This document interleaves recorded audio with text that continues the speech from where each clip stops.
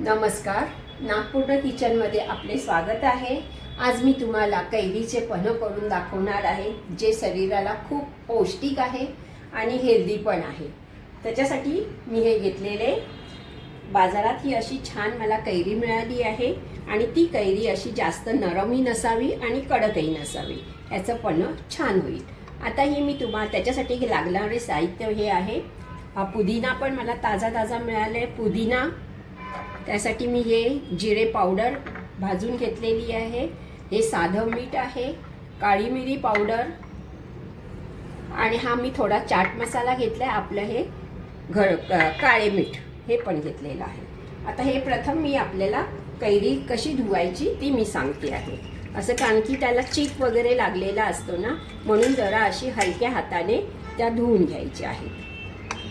ह्या बघा अशा, म्हणजे हे देठाकडे जरा चीक लागलेला असतो, अशा सगळ्या धुवून घ्यायच्या।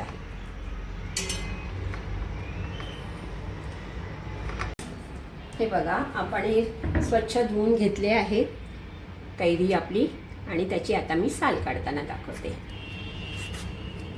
हे बघा अशा, जास्त पातळ पण नाही जास्त जाड पण नाही, हे बघा हे असे काढायचे।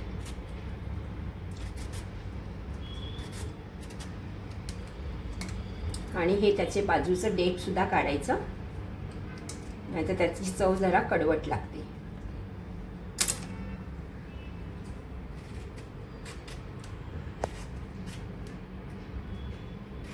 अशी ह्या प्रकारे मी साल संपूर्ण काढली आहे, संपूर्ण सफेद दिसते कैरी।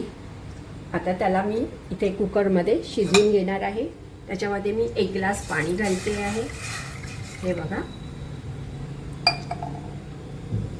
त्याला मी 2 ते 3 शिट्या घेणार आहे, कारण की आज ही कैरी थोडी आमची कडक आहे आणि ती मऊसूत होणार आहे, म्हणजे 2 ह्याच्यामध्ये पण होईल, पण पन्ह्यासाठी थोडीशी नरम करायची आहे। हे कैरीचं पन्ह खूप छान असतं, आरोग्यासाठी हेल्दी तर असतंच, लहान मुलांना पण द्यायचं असतं। आणि आपली एप्रिल महिन्यात जरा गरमी सुरू होते तेव्हापासून हे आपल्याला पन्ह प्यायला चांगलं असतं, थंडगार असतं शरीराला। आता मी याचे शिट्या घेते। आपण थकून भागून आलेलो असेल तर हे थंडगार पन्ह त्याच्यामध्ये पुदिना घालून आणि हे आपले चाट मसाला जिरं घालून घेतलं की एकदम त्याचा शरीराला छान परिणाम होतो। त्याच्यासाठी ही आपल्याला खटपट करायची आहे, पन्ह करायचं आहे। छान वाफ आलेली आहे, हे मी 3 शिट्या घेतलेल्या आहेत आणि ते आता मी तुम्हाला काढून दाखवते। त्याचे गर काढायचं आहे। तुम्हाला एक महत्त्वाची आणि छोटीशी टिप म्हणजे, आपण जे पदार्थ पन्ह किंवा आंबट पदार्थ जे करतो ते काचेच्या बाउलमध्ये, काचेच्या बरणीमध्येच करायचं आहे। आपले हे पन्ह वर्षभर सुद्धा टिकतं, परंतु ते ठेवताना काचेच्या बरणीतच ठेवायचं आहे किंवा काचेच्या बाउलमध्ये। स्टीलचं किंवा धातूचं भांडं वापरायचं नाही। आपण शिजून घेतलेलं पाणी आहे ते सुद्धा आपण पन्ह्यामध्ये वापरणार आहोत।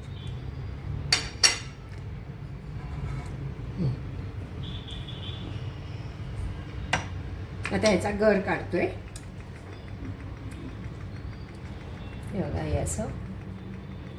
आता हे गार होईपर्यंत आपण हळूहळू ते गर काढायचे आहेत। आपले हे छान शिजलेले आहेत, हे बघा मऊसूत झालेले आहेत। हे बघा अशा प्रकारे आपण हा सगळा बल्क तयार केलेला आहे। आजूबाजूचं ते जेवढा गर होता तेवढा घेतलाय। ह्या मी कोय धुवून सुद्धा पाणी काढलेलं आहे। आता आपण ह्याला मिक्सरमधून काढूया। आता हा एकजीव होण्यासाठी गर मी मिक्सरमधून फिरवून घेते।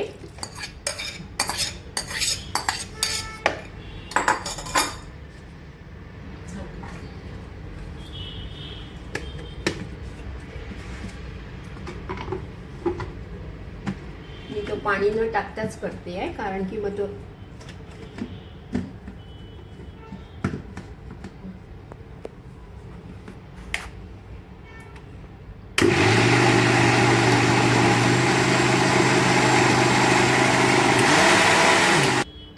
एकजीव होण्यासाठी थोडं पाणी घालते.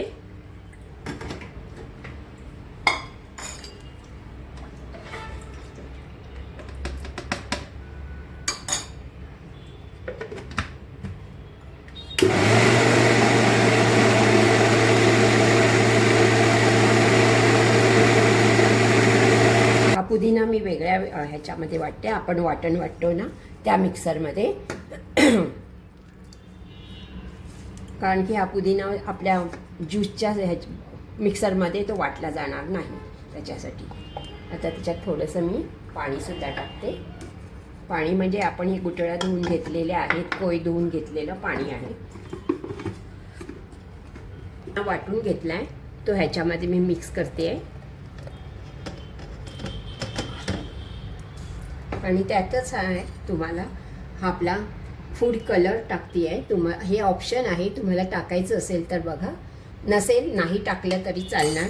तसेच ह्याच्यामध्ये एक लिंबूसुद्धा पिळून तुम्ही टाकू शकता, तेही ऑप्शन आहे पाहिजे असेल तर. थोडंसं आता ह्याला एकजीव करण्यासाठी आपलं पल्प एकजीव होण्यासाठी थोडंसं मिक्सरमधून काढायचं.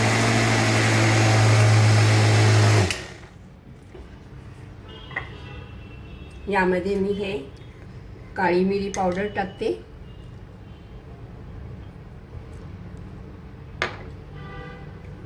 हे काळं मीठ तुमच्या चवीनुसार. ही मी जिरा पावडर, जिरे करून ठेवलं होतं, भाजून बारीक जिरं त्याची पावडर केली. तसाच हा थोडासा चाट मसाला, तोही तुमच्या चवीनुसार घालायचा. आणि हे आपलं साधं मीठ, तेही तुम्ही तुमच्या चवीनुसार घालायचं.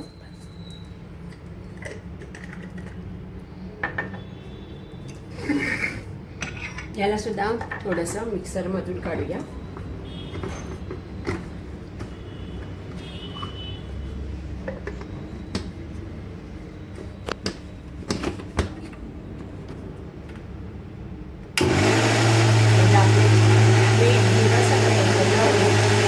आपलं सगळं पन्ह एकजीव झाले. त्याच्यामध्ये आपला पल्प टाकते.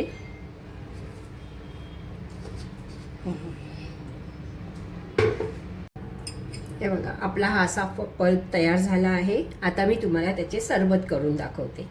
हे बघा, मी 2 ग्लास घेतलेत आणि 2 चमचे.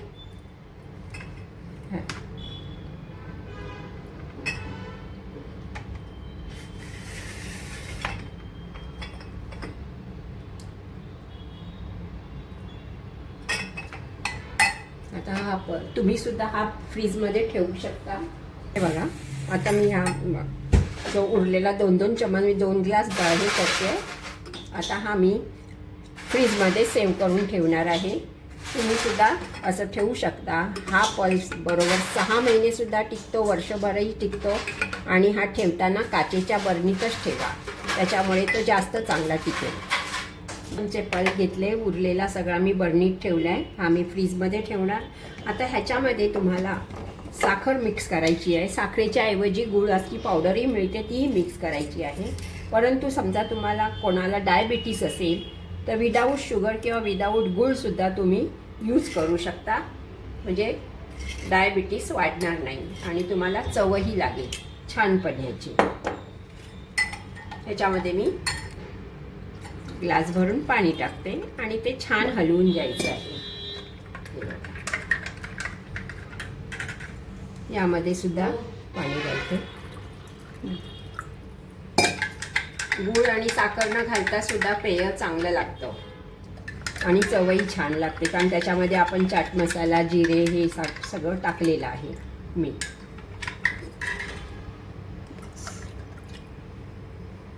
हे आता आपलं पन्ह तयार झालं. हे मी फ्रीज तर हे मी बर्फाचे तुकडे सुद्धा टाकले आहेत, सर्व केले.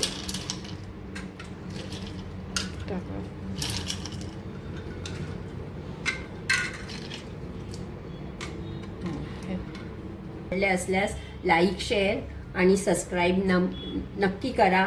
धन्यवाद.